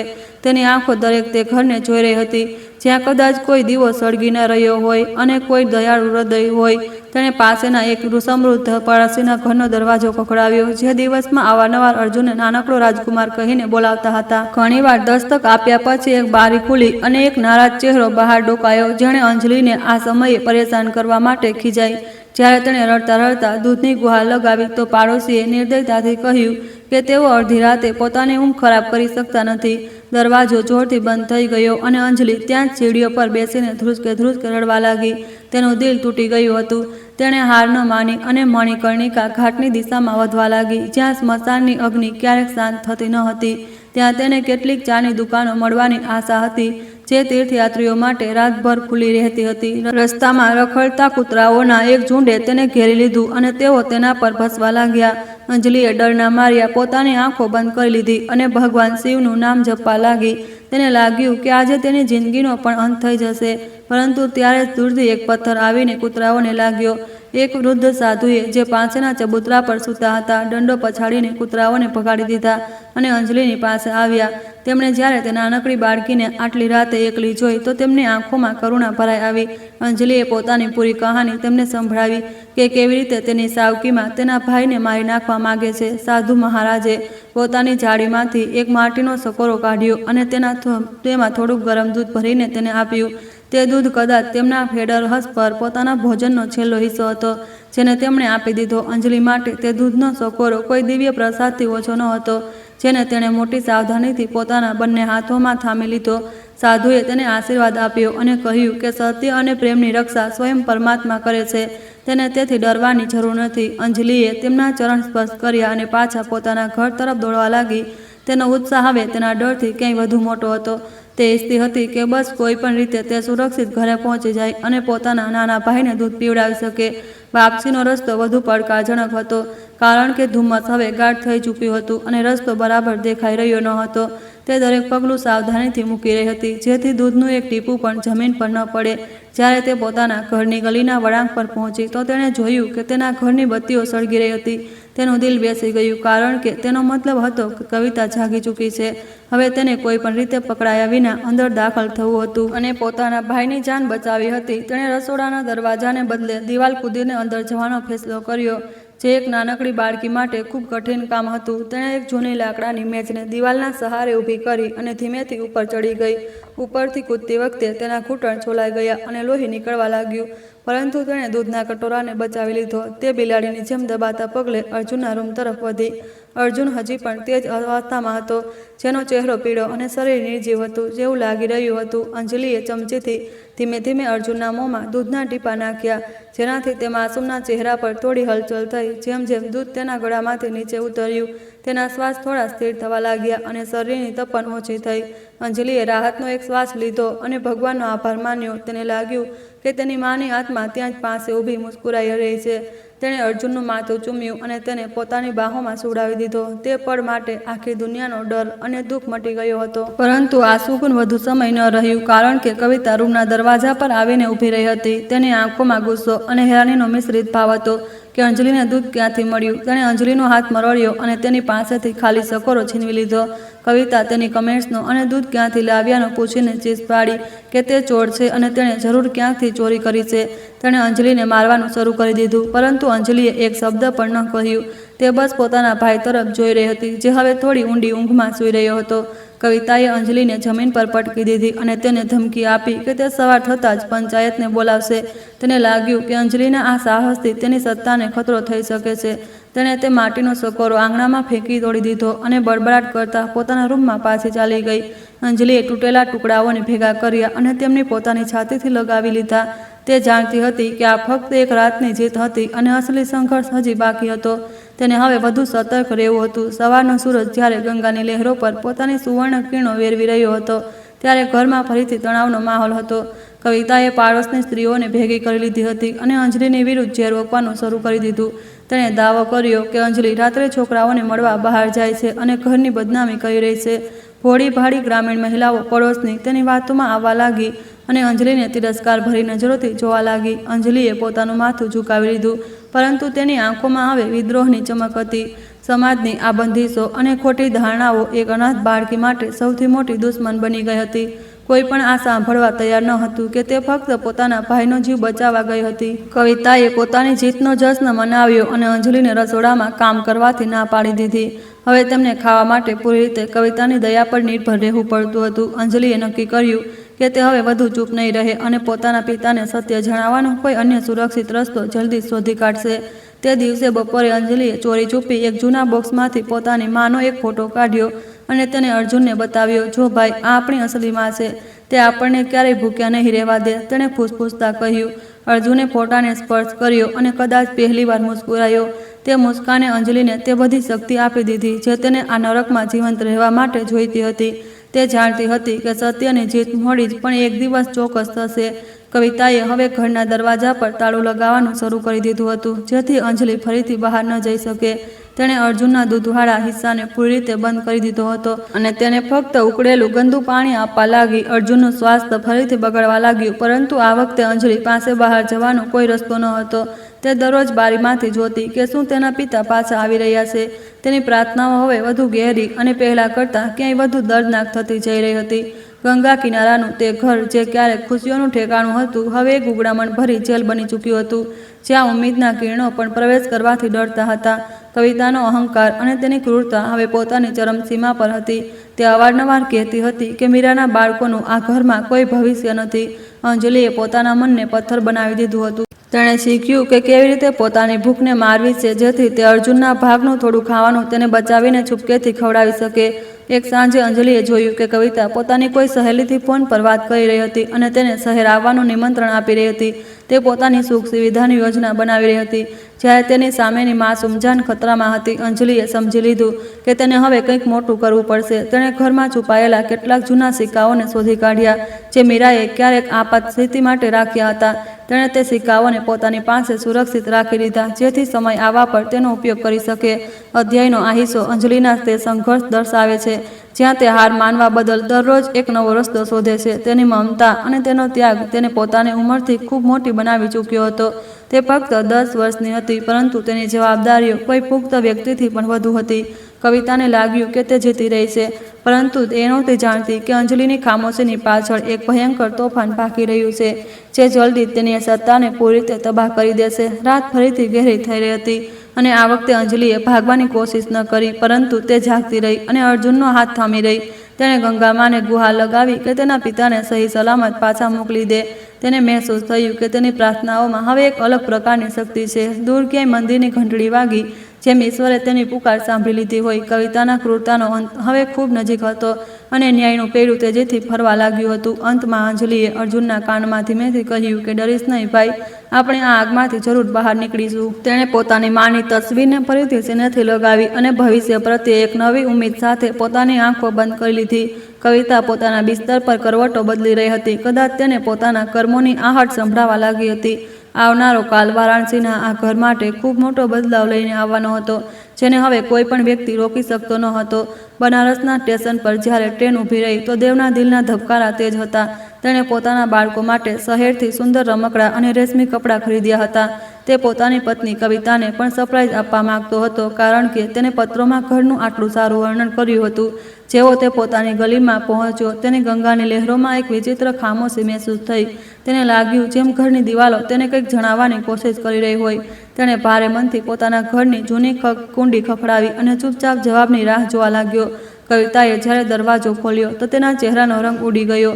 તેણે દેવની આટલી જલ્દી વાપસીની ઉમ્મીદ નહોતી કરી. તેણે તરત પોતાની સાડીનો પાલવ ઠીક કર્યો અને ચહેરા પર એક નકલી મુસ્કાન લાવવાની કોશિશ કરી. દેવે ધ્યાન આપ્યું કે ઘરની બહારનો સજાવટી હિસ્સો તો સુંદર હતો, પણ હવામાં એક ઉદાસી છવાયેલી હતી. તેણે કવિતાથી બાળકો વિશે પૂછ્યું તો તે હકલાવા લાગી. દેવને પહેલીવાર પોતાની પત્નીની આંખોમાં અપરાધબોધની એક ઝલક દેખાઈ, જેણે તેને અંદરથી પૂરી રીતે બેચેન અને ખૂબ પરેશાન કરી દીધો. દેવ સીધા તે રૂમ તરફ વધ્યો જ્યાં બાળકો અવારનવાર સૂતા હતા. જ્યારે તેણે દરવાજો ખોલ્યો તો તેનું દિલ દહેલી ગયું. અંધારા રૂમમાં અર્જુન એક ફાટેલી ચાદર પર પડ્યો હતો. તેનું શરીર એટલું કમજોર હતું કે તેની પાંસળીઓ સાફ દેખાઈ રહી હતી. અંજલિ પોતાના ભાઈનો હાથ પકડીને ખૂણામાં દૂબકેલી હતી. તેની આંખોમાં પોતાના પિતાને જોઈને ખુશીના બદલે એક ગહેરો ડર સમાયેલો હતો. દેવના હાથમાંથી રમકડાનો થેલો જમીન પર પડી ગયો અને તેની આંખોમાંથી લાચારીના આંસુ વહેવા લાગ્યા. તે ખૂબ દુઃખી થયો. આ બધું શું છે કવિતા? તે તો કહ્યું હતું કે બાળકો ખૂબ ખુશ છે.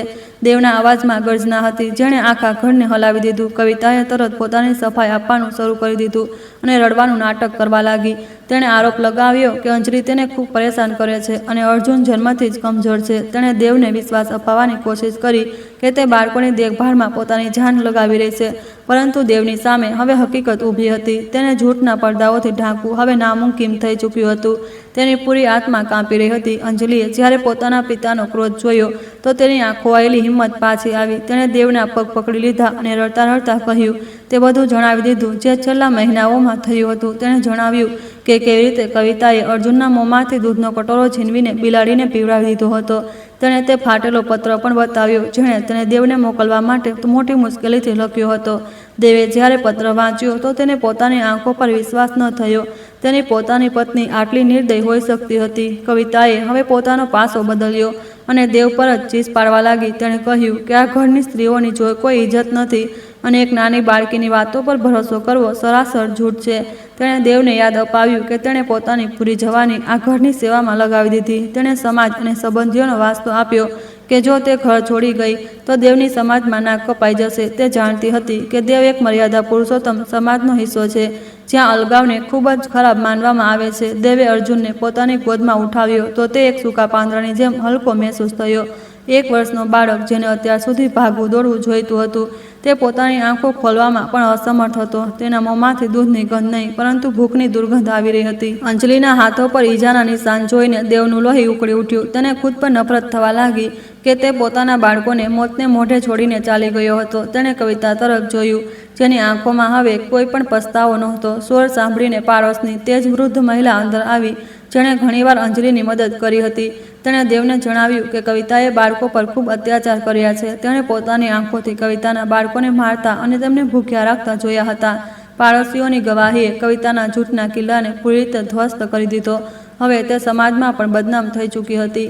દેવે કવિતાને ઘરમાંથી નીકળી જવાનું કહ્યું, પરંતુ કવિતાએ દરવાજાની ઉંબરા પકડી લીધી અને જોર જોરથી છાટી પીટીને વિલાપ કરવા લાગી. દેવની સામે એક ખૂબ મોટો ધર્મ સંકટ ઊભો થઈ ગયો હતો. એક તરફ તેમના બાળકોનો જીવ લેનારી આ ક્રૂર મહિલા હતી અને બીજી તરફ તેની પોતાની માં અને સમાજના નિયમો હતા. ગામના કેટલાક વડીલોએ પણ ત્યાં આવીને વચ્ચે બચાવ કરવાનું શરૂ કરી દીધું. તેમણે દેવને સમજાવ્યું કે પત્નીને ઘરમાંથી કાઢવું શુભ નથી હોતું અને તેનાથી કુળનું અપમાન થશે. દેવની પોતાની કમજોરી અને પારિવારિક પરંપરાઓએ તેને સાંકળોમાં જકડી લીધો હતો. તે ચાહીને પણ તરત કોઈ કઠોર નિર્ણય નહોતો લઈ શકતો, જે તેની લાચારી હતી. અંતતઃ દેવે ફેસલો કર્યો કે કવિતા હાલ પૂરતી ઘરના એક અલગ હિસ્સામાં રહેશે અને તેને બાળકોની પાસે જવાની પરવાનગી નહીં હોય. તેણે પોતે અર્જુનની દેખભાળ કરવાનો સંકલ્પ લીધો. તેણે બજારમાંથી સૌથી સારું દૂધ અને દવાઓ મંગાવી અને પોતાના દીકરાને પીવડાવ્યું. અર્જુને જ્યારે પોતાના પિતાના હાથોમાંથી દૂધ પીધું તો તેની આંખોમાં એક વિચિત્ર ચમક પાછી આવી. અંજલિ પણ હવે સુરક્ષિત મહેસૂસ કરી રહી હતી, પરંતુ તેને ડર હતો કે પિતાના પાછા જવાથી શું થશે. ઘરમાં એક અસહજ શાંતિ છવાઈ ગઈ હતી. કવિતાને પોતાની ભૂલનો કોઈ અહેસાસ ન હતો, પરંતુ હવે દેવ અને અંજલિથી બદલો લેવાની યોજના બનાવવા લાગી. તે રસોડાના એક ખૂણામાં બેસી બડબડાટ કરી રહી હતી અને પોતાના નસીબને કોસી રહી હતી. તેને લાગ્યું કે દેવે તેનું અપમાન કર્યું છે અને તે તેને આસાનીથી ભૂલનારી નહોતી. તેણે દેવના ખાવામાં કંઈક ભેળવવાનું પણ વિચાર્યું, પરંતુ પકડાઈ જવાના ડરથી અટકી ગઈ. તેની નફરત હવે એક ઝેરની જેમ તેના પૂરા અસ્તિત્વમાં ફેલાઈ ચૂકી હતી. તે બસ ફરીથી પોતાની સજા પામવાની રાહ જોઈ રહી હતી. દેવે અંજલિના ઘાવ પર પટ્ટી બાંધી અને તેને પોતાની ગોદમાં સુવડાવી. તેને પોતાની પહેલી પત્ની મીરાની ખૂબ યાદ આવી અને તેને મહેસૂસ થયું કે તેણે મીરા સાથે વિશ્વાસઘાત કર્યો છે. તેણે અંજલિથી વાયદો કર્યો કે તે હવે તેને અને અર્જુનને ક્યારેય એકલા નહીં છોડે. અંજલિની સિસકારાઓ ધીમે ધીમે થંભી ગઈ અને તે મહિનાઓ પછી એક શાંત ઊંઘ સૂઈ. પરંતુ દેવ પૂરી રાત જાગતો રહ્યો અને તે જૂની સ્મૃતિઓને યાદ કરતો રહ્યો, જ્યારે તેનું ઘર ખુશીઓથી ભરેલું હતું. તે હવે પોતાની જૂની બધી ભૂલોનું પ્રાયશ્ચિત કરવા માંગતો હતો. આગલા કેટલાક દિવસોમાં અર્જુનની હાલત થોડો સુધાર થયો, પરંતુ તે હવે પણ ખૂબ ડરેલો રહેતો હતો. જ્યારે પણ તેને કવિતાનો અવાજ સંભળાય, તે પોતાના પિતાની છાતીમાં પોતાનું મોં છુપાવી લેતો. દેવને અહેસાસ થયો કે શારીરિક ઘાવ તો ભરાઈ જશે, પણ બાળકોના મન પર જે ચોટ લાગી છે તેને ઠીક થવામાં વર્ષો લાગશે. તેણે કવિતાથી વાતચીત પૂરી રીતે બંધ કરી દીધી. તે ઘર હવે 2 હિસ્સાઓમાં વહેંચાઈ ગયું હતું, જ્યાં એક તરફ પ્રેમ અને બીજી તરફ ગહેરી નફરત, એક અભેદ દિવાલ ઊભી હતી. દેવના સંબંધીઓ ગામથી આવ્યા અને તેમણે કવિતાની વકાલત કરવાનું શરૂ કરી દીધું. તેમનો તર્ક હતો કે કવિતા કદાચ પોતાની નવી ગ્રહસ્થી લઈને અસુરક્ષિત મહેસૂસ કરી રહી હતી અને તેને એક વધુ મોકો મળવો જોઈએ. તેમણે એ પણ કહ્યું કે જો દેવ તેને છોડી દેશે તો કોઈ બીજી મહિલા આ ઘરમાં નહીં આવે. દેવની ચૂપકીદીને લોકોએ તેની સહમતિ માની લીધી. અંજલિ આ બધું જોઈ રહી હતી અને તેનું દિલ ફરીથી બેસવા લાગ્યું. તેને લાગ્યું કે તેના પિતા ફરીથી તે સ્વાર્થી લોકોની વાતોમાં આવી રહ્યા છે. જો કે દેવ બહારથી શાંત દેખાઈ રહ્યો હતો, પરંતુ તેના મનમાં કંઈક બીજું જ ચાલી રહ્યું હતું. તેણે ગુપચુપ રીતે પોતાની સંપત્તિનો એક હિસ્સો અંજલિના નામે કરવાનું મન બનાવી લીધું હતું. તે જાણતો હતો કે કવિતાનો ભરોસો ક્યારેય ન કરી શકાય. તેણે શહેરના એક વકીલને મળવાનો ફેસલો કર્યો, જેથી પોતાના બાળકોનું ભવિષ્ય સુરક્ષિત કરી શકે. તે હવે તે જૂનો કમજોર દેવ નહોતો રહ્યો, બલકે એક જવાબદાર પિતાના રૂપમાં ઉભરી રહ્યો હતો. તેણે નક્કી કર્યું કે તે પોતાની મહેનતની કમાણી હવે બાળકો પર ખર્ચ કરશે. કવિતાએ નવું નાટક શરૂ કર્યું. તેણે દાવો કર્યો કે તેના પેટમાં દેવનું બાળક પડી રહ્યો છે અને તે માં બનવાની છે. આ ખબર આખા પરિવારમાં આગની જેમ ફેલાઈ ગઈ. વડીલોએ કહ્યું કે હવે તો કોઈ પણ હાલતમાં કવિતાને ઘરમાંથી કાઢી શકાતી નથી. દેવ આ ખબરથી બુરી રીતે તૂટી ગયો. તેને સમજાતું ન હતું કે તે એક નિર્દય સ્ત્રી અને પોતાના આવનારા બાળક વચ્ચે કેવી રીતે સંતુલન જાળવે. અંજલિને લાગ્યું કે તેની બધી મહેનત અને સચ્ચાઈ પર પાણી ફરી વળ્યું છે. તે હતાશ હતી. ઘરની હવા ફરીથી ઝેરીલી થવા લાગી હતી. કવિતાએ ગર્ભવતી હોવાના બહાને ફરીથી આદેશ આપવાનું શરૂ કરી દીધું. તેને હવે વિશેષ ભોજન અને આરામ જોઈતો હતો.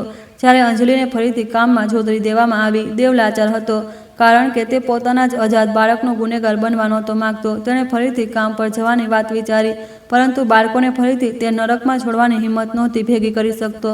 વારાણસીની તે ઠંડી હવે વધુ ચૂભનારી મહેસૂસ થવા લાગી હતી. દેવ એક રાત ગંગાના ઘાટ પર ગયો અને કલાકો સુધી એકલો બેસી રહ્યો. તેણે લહેરોથી પૂછ્યું કે તેની સાથે જ આવું કેમ થયું. શું મીરાના ગયા પછી તેના બાળકોના નસીબમાં ફક્ત દુઃખ જ લખેલું હતું?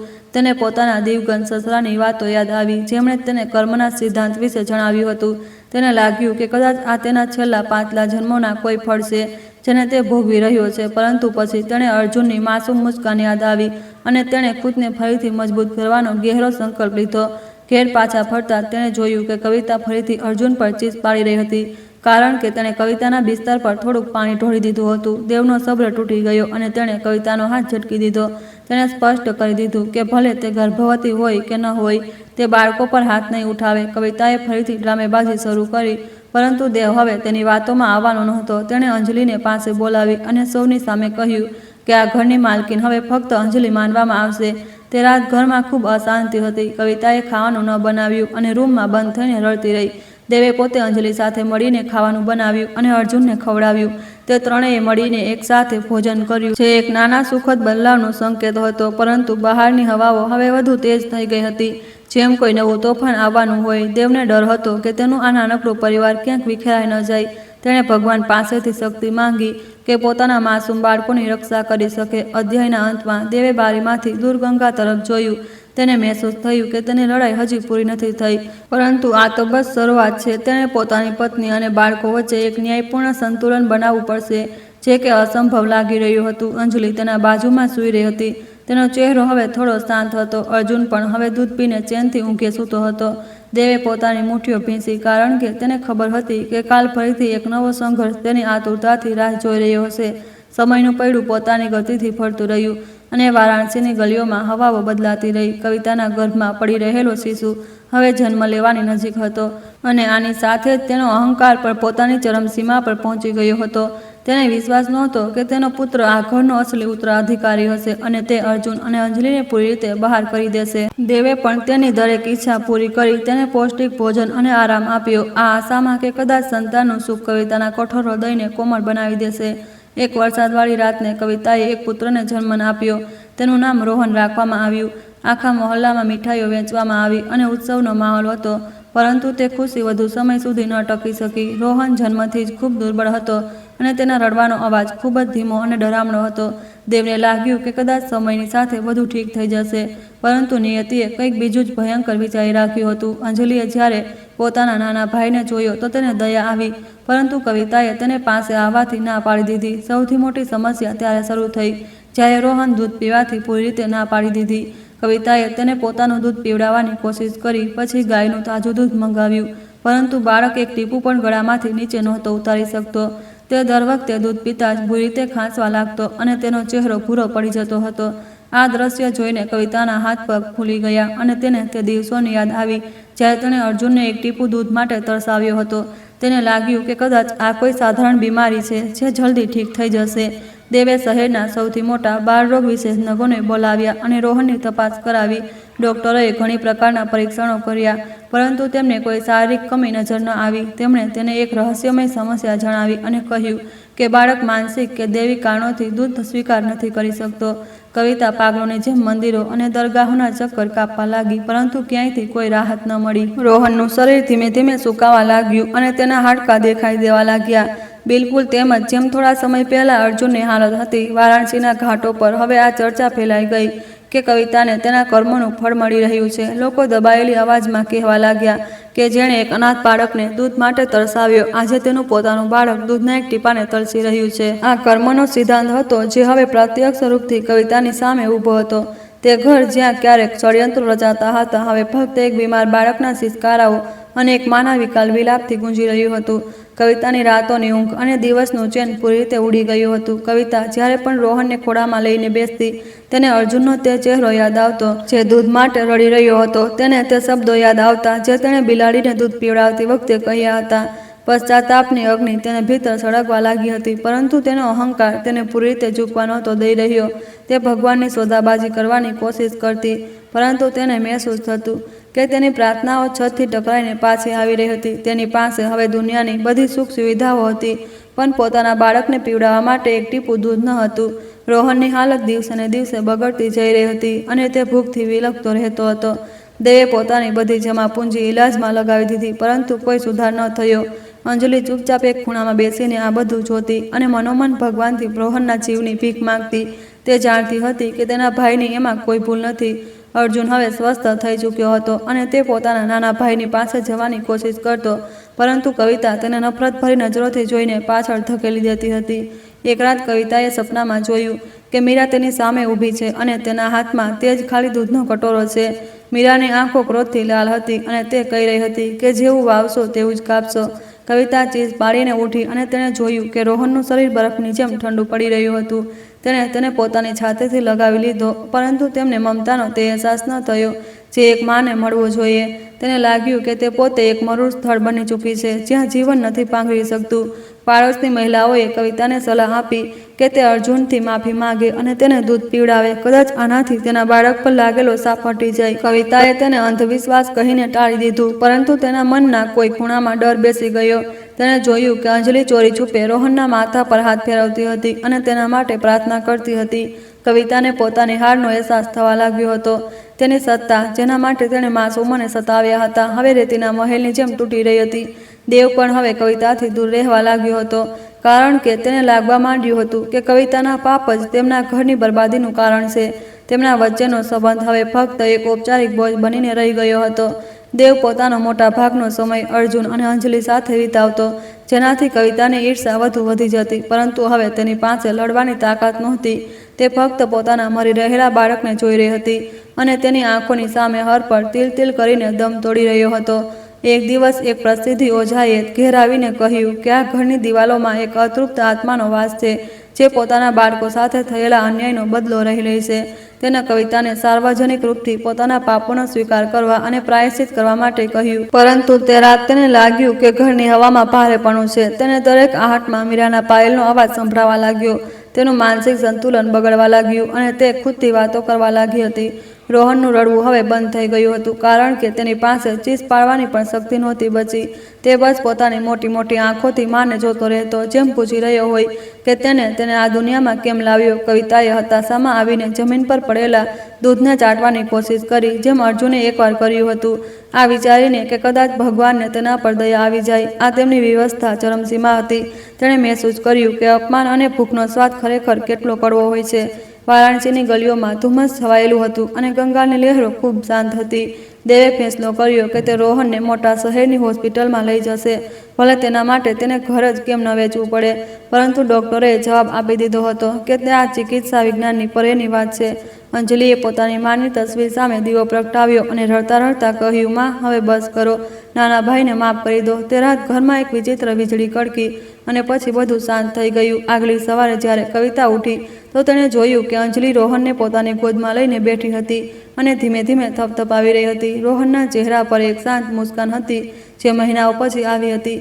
કવિતાને લાગ્યું કે કદાચ કોઈ ચમત્કાર થઈ ગયો છે, પરંતુ અંજલિએ જણાવ્યું કે તેણે રોહનના હોઠો પર ગંગાજળ લગાવ્યું હતું. કવિતાને હવે સમજાયું કે દવા અને દૂધ કરતાં વધુ શક્તિ પ્રાર્થના અને ક્ષમામાં હોય છે. તેનું પથ્થર જેવું દિલ પહેલીવાર થોડુંક પીગળ્યું અને તેની આંખોમાંથી સાચા આંસુ નીકળ્યા. તેણે અંજલિનો હાથ પકડી લીધો અને ધ્રુજકે ધ્રુજકે રડવા લાગી.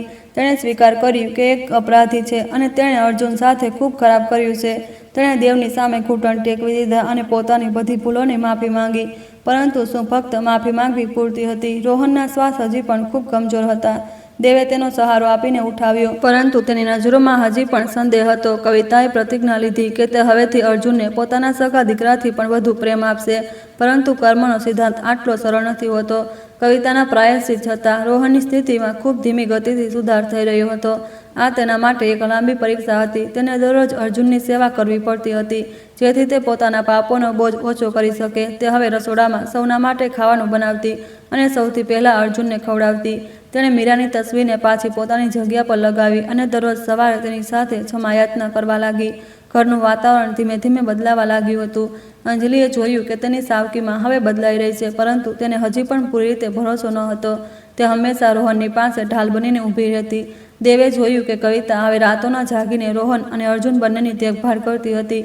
તેને મહેસૂસ થયું કે કદાચ પશ્ચાતાપે કવિતાના ભીતરની રાક્ષસીને મારી દીધી છે. વારાણસીના તે ઘરમાં હવે એક નવી શરૂઆતની આહટ સંભળાઈ રહી હતી, પરંતુ યાદોના જખમ હજી પણ લીલા હતા, જેને ભરવાના બાકી હતા. એક બપોરે જ્યારે તડકો ખૂબ તેજ હતો, અર્જુને રમતા રમતા પોતાની વાટકીમાંથી થોડું દૂધ રોહનના મોંની પાસે લઈ ગયો. રોહને પોતાની આંખો ખોલી અને પહેલીવાર ખાંસ્યા વિના એક ઘૂંટ દૂધ પી લીધું. કવિતા આ જોઈને જમીન પર બેસી ગઈ અને તેના મોંમાંથી ફક્ત હે ઈશ્વર નીકળ્યું.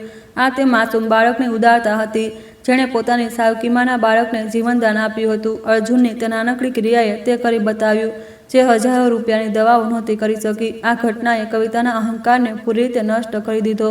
તેને સમજ આવી ગયું કે નફરત ફક્ત વિનાશ લાવે છે, જ્યારે પ્રેમ અને ક્ષમાથી મૃત્યુ પાઈ જીવનમાં પણ પ્રાણ ફૂંકી શકાય છે. તેણે અર્જુનને ગળે લગાવી લીધો અને તેને ચૂમવા લાગી. દેવે આ દ્રશ્ય જોયું અને તેની આંખોમાં સંતોષના આંસુ આવી ગયા. તેને લાગ્યું કે મીરાની આત્મા પણ હવે શાંત થશે. વારાણસીની પવિત્ર ભૂમિ પર એક વધુ પરિવાર તૂટવાથી બચી ગયો હતો અને કર્મનું ચક્ર પોતાનો ન્યાય કરી ચૂક્યું હતું. અધ્યાયના સમાપન પર ઘરમાં હવે દૂધની નદીઓ તો નથી વહી રહી, પરંતુ પ્રેમનો ઝરણો જરૂર ફૂટી નીકળ્યો હતો. રોહન હવે ધીમે ધીમે સ્વસ્થ થઈ રહ્યો હતો અને અર્જુન તેનો સૌથી સારો મિત્ર બની ગયો હતો. કવિતા હવે તે ક્રૂર સાવકીમાં નહોતી રહી, બલકે એક એવી મહિલા બની ગઈ હતી, જેણે પોતાના દુઃખોથી જીવનનો સૌથી મોટો પાઠ શીખ્યો હતો. પરંતુ હજી પણ અંતિમ શુદ્ધિ અને પૂર્ણ સમાન મળવું બાકી હતું, જે ફક્ત ગંગામાના સાનિધ્યમાં જ સંભવ થઈ શકતું હતું. વારાણસીની તે પાવન સવારમાં કંઈક અલગ શાંતિ અને સકારાત્મકતા લઈને આવી હતી. ગંગાની લહેરો પર સૂરજની પહેલી કિરણો એવી સોનેરી ચમક સાથે નાચી રહી હતી, જેમ કોઈ જૂનું ખરાબ સપનું હવે હકીકતના અજવાળામાં બદલાઈ રહ્યું હોય. મંદિરની ગૂંજતી ઘંટડીઓ અને શંખના પવિત્ર અવાજોએ આખા વાતાવરણને એક દિવ્ય ઉર્જાથી ભરી દીધું હતું. દેવે આજે પોતાના પૂરા પરિવાર સાથે ગંગા ઘાટ પર જવાનો નિર્ણય લીધો હતો. આજે તેમના પોતાના અતીતના દુઃખોની રાખને વિસર્જિત કરવાની હતી. અંજલિએ અર્જુનનો હાથ મજબૂતીથી પકડ્યો હતો અને કવિતા રોહનને લઈને હતી. કવિતાના પગલાં આજે ખૂબ ભારે હતા, પરંતુ તેનું મન પહેલાં કરતાં ક્યાંય વધુ હલકું મહેસૂસ થઈ રહ્યું હતું. તેણે એક સાધારણ સૂતી સાડી પહેરી હતી, પરંતુ તેનો અસલી શૃંગાર તેના ચહેરા પર છવાયેલી તે નમ્રતા હતી, જે ફક્ત સાચા પશ્ચાતાપથી આવે છે. તે વારંવાર અર્જુન તરફ જોતી, જે હવે ખુશી ખુશી તેની સાથે ચાલી રહ્યો હતો. તેને વારંવાર તે દિવસ યાદ આવતો હતો જ્યારે તેણે આજ માસૂમને દૂધ માટે તરસાવ્યો હતો. તે જાણતી હતી કે તેને હજી સુધી ખૂબ લાંબી દૂરી નક્કી કરવાની છે, તેથી તે પોતાના પાપોનું પૂરી રીતે પ્રાયશ્ચિત કરી શકે અને શાંતિ પામી શકે. નાનકડો અર્જુન હવે ધીમે ધીમે પોતાની જૂની તકલીફોને ભૂલી રહ્યો હતો. તેના ચહેરા પર ફરીથી તે માસૂમિયત અને રોનક પાછી આવી હતી, જે ક્યારે મીરાની મમતાની ઓળખ હતી. તે હવે કવિતાની ગોદમાં જવાથી ડરતો ન હતો, બલકે પોતાની તોતડી અવાજમાં તેને માં બોલાવવાની કોશિશ કરતો હતો. અંજલિ આ બધું જોઈને હેરાન પણ હતી અને ખુશ પણ. તેને લાગ્યું કે કદાચ તેની માએ જ સ્વર્ગમાંથી કવિતાના હૃદયને બદલી દીધું છે. બાળકોની હાંસીએ ઘરના તે જૂના અને ભારે સન્નાટાને હવે પૂરી રીતે ખતમ કરી દીધો હતો. બનારસની સાંકડી અને ધુમાવદાર ગલીઓમાંથી પસાર થતી વખતે લોકો તેમને એક સાથે જોઈને અંદરો અંદર ફૂસફૂસાવી રહ્યા હતા. કોઈએ કવિતાના આ મહાન બદલાવની તારીફ કરી, તો કોઈએ તેને ફક્ત એક દેખાડો માત્ર સમજ્યો. પરંતુ કવિતાને હવે બહારની દુનિયાથી વાતોથી કોઈ ફરક નહોતો પડતો. તેનું બધું ધ્યાન ફક્ત પોતાના બાળકો અને તેમની ખુશીઓ પર ટકેલું હતું. તે સમજી ચૂકી હતી કે બહારની દુનિયાનું સન્માન અસ્થાયી છે, પરંતુ પરિવારનો પ્રેમ અને વિશ્વાસ જ જીવનની અસલી પૂંજી છે. દેવ પોતાની પત્નીના આ વ્યવહારને જોઈ રહ્યો હતો. દશામેઘ ઘાટ પર ભીડ પોતાની ચરમસીમા પર હતી અને લોકો પોતાની શ્રદ્ધા માટે ગંગામાની ગોદમાં આસ્થાની ડૂબકી લગાવી રહ્યા હતા. દેવે એક હોડી ભાડે લીધી, જેથી તેઓ વચ્ચે નદીમાં જઈને પોતાની પ્રાર્થનાઓ શાંતિથી કરી શકે. હોડી જ્યારે ધીમે ધીમે કિનારાથી દૂર અને 1 થી 12 ની વચ્ચે 20ના વજન ઈંચ માટે જવા લાગી, તો અંજલિએ ગંગાના ઠંડા પાણીમાં પોતાની આંગળીઓ નાખી. તેને મહેસૂસ થયું કે આ જળ ફક્ત એક નદી નહીં, બલકે જીવનની બધી અશુદ્ધિઓને ધોનારી એક દિવ્ય શક્તિ છે. કવિતાએ પોતાની આંખો બંધ કરી લીધી અને મનોમન પ્રાર્થના કરવા લાગી. હોડીની વચ્ચે બેસીને દેવે પંડિતજીના જણાવ્યા અનુસાર પૂજાની પવિત્ર સામગ્રી કાઢી. તેમણે મીરાના નામનો એક દીવો પ્રગટાવ્યો અને તેને પાણીની લહેરો પર ધીમેથી છોડી દીધો. કવિતાએ પોતાના બંને હાથોમાં જળ લીધું અને તેને સૂર્યની તરફ અર્પિત કરતા પોતાની જૂની બધી ભૂલોની માફી માંગી. તેની આંખોમાંથી પડતા આંસુ ગંગાના જળમાં મળીને એક થઈ ગયા. તેને લાગ્યું કે જેમ તેના ઉપરથી કોઈ ખૂબ મોટો બોજ ઉતરી ગયો છે. રોહન પોતાની માની ગોદમાં શાંતિથી સૂઈ રહ્યો હતો, જેમ તેને મુક્તિ મળી હોય. જ્યારે તેઓ ઘાટ પર પાછા ફર્યા તો તેમને એક ગરીબ ભિખારણ મહિલા દેખાઈ, જે પોતાની છાતીથી એક નાના અને ભૂખથી બેલકતા બાળકને ચોંટાડીને બેઠી હતી. તે બાળકની હાલત જોઈને કવિતાને તરત અર્જુનની જૂની સ્થિતિ યાદ આવી ગઈ. તેણે વિચાર્યા વિના પોતાની પાસે રાખેલી દૂધની બોટલ કાઢી, જે તેણે રોહન માટે રાખી હતી. તેણે તે દૂધ તે ગરીબ બાળકને પીવડાવી દીધું અને પોતાની કિંમતી સાડીનો એક હિસ્સો ફાડીને તે બાળકને ઢાંકી દીધો. દેવ આ જોઈને ભાવુક થઈ ગયો, કારણ કે આ કવિતાની સાચી કરુણાનું પ્રમાણ હતું. તે પાવન દિવસ પછી ઘરની હવાઓ પૂરી રીતે બદલાઈ ગઈ હતી. કવિતા હવે ફક્ત રોહનની મા ન હતી, બલકે અર્જુન અને અંજલિની પણ તે જ મા બની ચૂકી હતી, જેનું સ્વપ્ન દેવે ક્યારેક જોયું હતું. તેણે રસોડાના તે દરવાજાઓને હંમેશા માટે ખોલી દીધા, જેને તેને ક્યારેક નફરતથી બંધ કર્યા હતા. હવે ઘરમાં દૂધની ક્યારેક કોઈ કમી ન હતી અને ન જ મમતાની. અર્જુન અને રોહન હવે એકસાથે એક જ થાળીમાં ખાવાનું ખાતા હતા. અંજલિ હવે પોતાના અભ્યાસ પર ધ્યાન આપવા લાગી હતી. મનોવૈજ્ઞાનિક રૂપથી કવિતાએ ખુદને એક નવી ઓળખ આપી હતી. તેણે પોતાના પાછલા અહંકારને પૂરી રીતે ત્યાગી દીધો હતો અને સેવાને જ પોતાનો એકમાત્ર ધર્મ બનાવી દીધો હતો. તેને હવે પોતાની વિલાસિતાની વસ્તુઓમાં કોઈ રુચિ નહોતી. તેણે પોતાના ઘરેણાં વેચીને મહોલ્લાના ગરીબ બાળકો માટે એક નાનકડી પાઠશાળા શરૂ કરવામાં દેવની મદદ કરી. તે ઈચ્છતી હતી કે કોઈ પણ બાળક શિક્ષણ કે પોષણના અભાવમાં ન તડપે. તેનું આ બદલાયેલું રૂપ સમાજ માટે એક પ્રેરણા બની ગયું હતું. લોકો સન્માન આપવા લાગ્યા હતા. એક સાંજે જ્યારે સૂરજ ઢળી રહ્યો હતો, અર્જુન રમતા રમતા કવિતાની પાસે આવ્યો અને તેને પહેલીવાર સ્પષ્ટ રૂપથી માં કહીને પોકાર્યો. તે શબ્દ કવિતાના કાનોમાં કોઈ મધુર સંગીતની જેમ ગુંજી ઉઠ્યો. તેની આંખોમાંથી ખુશીના આંસુ છલકાઈ પડ્યા અને તેણે અર્જુનને કસીને ગળે લગાવી લીધો. અંજલિ અને દેવ બારીમાંથી આ બધું જોઈ રહ્યા હતા અને તેમની આંખોમાં સંતોષના ભાવો હતા. મીરાની તસવીર પર ચડાવેલું ફૂલ અચાનક નીચે પડી ગયું, જેમ તે પણ પોતાના આશીર્વાદ આપી રહી હોય. ઘરની શાંતિ હવે પૂર્ણ હતી. જેમ જેમ વર્ષો વીતતા ગયા, અર્જુન અને રોહન સગા ભાઈઓથી પણ વધુ નજીક થઈ ગયા. તેમના વચ્ચે ક્યારેય કોઈ ભેદભાવ ન રહ્યો, કારણ કે કવિતાએ તેમને સમાનતા અને પ્રેમનો પાઠ ભણાવ્યો હતો. દેવનો વેપાર હવે ફરીથી ફળવા ફૂલવા લાગ્યો હતો, કારણ કે તેનું મન હવે ઘરની ચિંતાઓથી મુક્ત હતું. અંજલિ એક શિક્ષિત અને સમજદાર યુવતી બની ગઈ હતી, જેણે પોતાના પરિવાર ગૌરવને વધુ વધાર્યું. વારાણસીના તે ઘરની કહાની હવે દુઃખની નહીં, બલકે પ્રેમ, બલિદાન અને સાચા પશ્ચાતાપની એક અમર મિસાલ બની ચૂકી હતી.